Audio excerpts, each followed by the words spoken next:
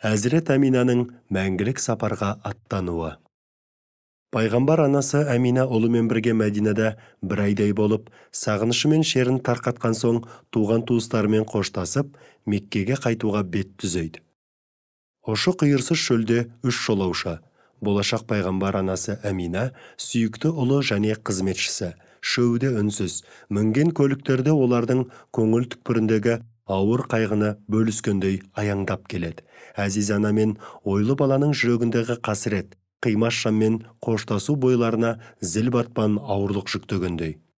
Қыршынынан қиылған, қимасы еске түскен сайын көз жасын көлдеткен Әминаның көңіліндегі уайымды бөліскендей баласы да өксіп-өксіп қояды. Өгіз аяңмен үнсіз ұғынысып, жолдың жартысына келгенде, аяулы ана Әмина сырқаттанып қалады. Үммі Айман науқастың үдеп бара жатқанын көріп қатты қорқады. Жеткен жерлері Мекке мен Мәдина арасындағы Әбуа ауылының шеті еді. Бір ағаштың көлеңкесіне тоқтап, Әминаның қолтығынан демеп жатқызайын дегенде, кесел меңдеген ол әлі кетіп құлап түседі. Қызметшісі оны дұрыстап жатқызып, жан-жағын қымтайды. Жан тері шыққан анасының басын сүйеп отырған 6 жасар Мұхаммедтің сондағы егіліп жылағанын көрсеңіз. Айнала сүттей ұйыған тыныштық. Қанша уақыт өткенін кім білсін, Әмина көзін ашты. Сол сәтті зарыға күткендей ұлы, «Қалайсың анашым?» деді. Ауруы жанына батса да, сездіргісі келмеген ана, «Жақсымын ботам, жақсымын» деді, ернін әзір қимылдатып. Сөйтті де, тағы да ес-түссіз қалды. Біраздан соң «Су» деді, сұлық жатқан күйі. Бала орнынан тұрып, анасының сұрағанын жеткізді. Әзірет Әмина бір-екі ұрттады. Сүйікті ұлына мейірлене қарап, ұзақ жатты. Қолынан сипады. Ішіндегі аласапыран сезімді білдірмеуге тырысты. Күйеуінен айырылып бір жыласа, енді жалғызымен қалай қоштаспақ? Жоқ. Өмір мен өлім айқасып жатты. Неде болса, жазмыштан озмыш жоқ. Маңдайға жазғанды көреді дағы. Бойын әбден дендеген аурудан айықпасын білген қымбаттана, соңғы рет бар күшін жинап, баласының қолынан емірене өпті де, «Әй, азулы ажал оғынан жаратқанның құдіретімен 100 түйе құрбан етіп құтылған Абдулланың ұлы. Алла алдыңнан жарылқасын. Егер түсімде көргенім рас болса, сен ұлы Алла тағала тарапынан адамзат баласына адал мен арамның айырмасын үйрететін пайғамбар боласың. Сен бабаң Ибрахимнің шын мойын ұсына білушілік қабілетін паш етіп, соның дінін тәмамдайсың. Алла сені әрдайым қолдап, пұттардан, пұтқа табынушылардың зорлық зомбылығынан аман сақтайды. Өмірге келген әрбір мақұлық түбінде өледі.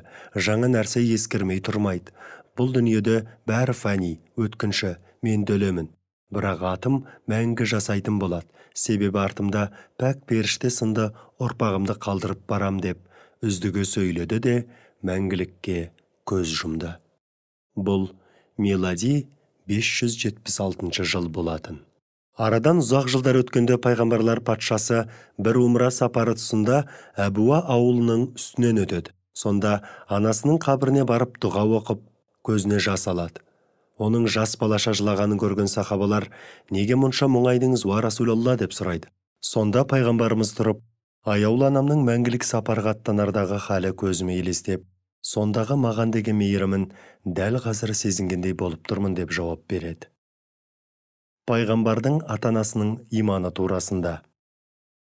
Пайғамбардың ата-анасының иманы мәселесіне келер болсақ, әкесі Абдулла мен анасы Әмина пайғамбарға пайғамбарлық міндеті берілместен көп уақыт бұрын о дүниелік болған. Пайғамбарлық келгенге дейін фәтрат кезеңінде өмір сүрген. Бір күні кемеңгер ғұлама Шарафуддин Мунауиден біреу Мұхаммед пайғамбардың ата-анасы тозақтама деп сұрапты. Данышпан Мунауи қатуланып, ардақты пайғамбарымыздың ардақты ата-анасы фәтрат кезеңінде өмірден өткен. Ал пайғамбар жіберілмес бұрын өмір кешкенге азап жоқ, кешірім бар деп жауап беріпті. Бір пайғамбардың үндеуін естімеген, Алланың жолынан мүлде бейхабар адамның ақыретте азапталмайтыны Құран аяттарында, хадистерде айтылады. Пайғамбарымыздың ата-анасына өздеріне дейін өмірден өткен пайғамбарлар тура жолға шақыруы жетпегенін тарих дәлелдейді. Олай болса, сөз жоқ, олар ақырет азабына душар болмайды. Алла елшісінің аяулы әке-шешесінің Аллаға ортақ қосқандығы жайлы бірде-бір мәлімет жоқ. Бәлкім олар Зәйд ибн Амр ибн Нуфайл, Урақа ибн Науфал тағы басқалар сияқты ұлы балалары Ибрахим алейхиссалам пайғамбардан жеткен сенімді ғұрыпты ұстанған ханифтер болар. Сүйікті пайғамбардың ата-анасының пәк сенімдегі жандар болғандығын мен пәк бабалар мен аналардың ұрпағы болып жаратылдым деген хадис нақтылай түседі. Құран кәрімде мүшріктер үшін нәжіс сипаты қолданылған. Тазалық пен нәжіс, иман мен күпір, мүмин мен мүшрік қайшы ұғымдар екенін ескерсек, жоғарыдағы хадиске сүйене отырып, Алла Расулының ата-бабасының руханияты таза болғандығына көз жеткізе түсеміз. Алла Әзірет Мұхаммедті, оған Аллахтың игілігі мен сәлемі болсын, бүкіл жаһанға рахым етіп жібергенін баяндайды. Ал жарық дүниеге көзін ашпас бұрын 18 мың ғаламға сәуле шашатын оның нұры ата-бабасының бойында сақталған.